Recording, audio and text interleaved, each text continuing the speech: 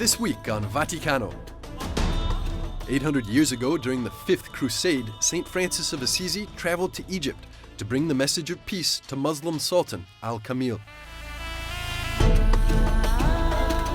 Like St. Francis, Pope Francis went to Morocco at the invitation of King Mohammed VI, again with a message of peace.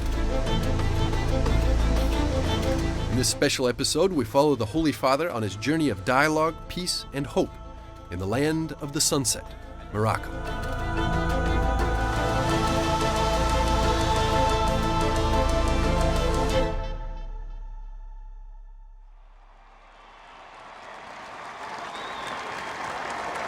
Cari amici marocchini, assalamu alaikum.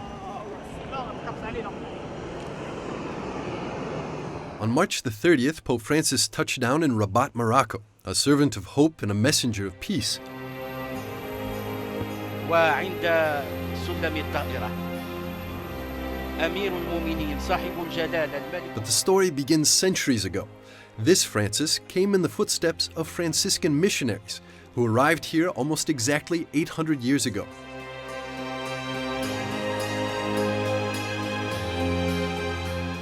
It was from this small hilltop town of Narni, Italy, that St. Francis of Assisi sent 5 missionaries, 3 priests, and 2 lay people to the North African nation. Today, Giuseppe Fortunati and the people of Narni still know the story well. Nel 1219 In 1219, they were sent to Morocco to preach to the infidels and bring a message of peace while the Crusades were still taking place. Then these 5 simple friars, who departed by foot from Narnia, today's Narni, crossed all of Italy, France, Spain, and Portugal, and arrived in Coimbra, where they met Fernando de Boés, who later became St. Anthony of Padua.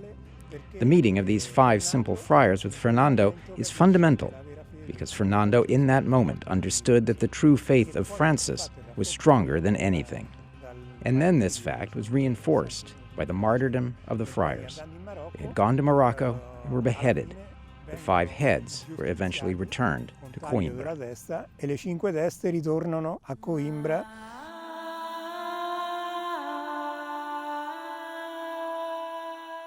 It was January the 16th, 1220, when the lives of the 5 Franciscan preachers were spent for the gospel.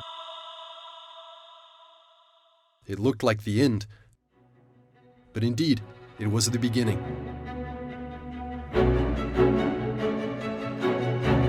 The example of the martyrs had a powerful effect on Father Fernando de Bulões, the Portuguese priest who lived at that time. In Coimbra, he met the first Franciscans, who came here with the intention to go to Morocco, and he himself went to Morocco. There, everything went wrong. He got sick, and he wanted to return home, but a storm made him go to Italy, and so he went to Padua. That priest has come to be remembered as St. Anthony of Padua.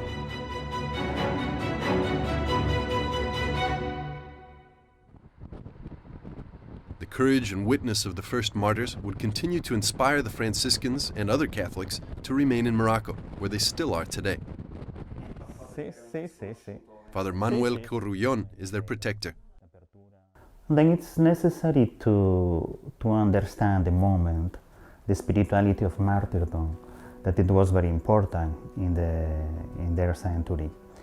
For us, it's strange, really, to recognize this kind of martyrdom today.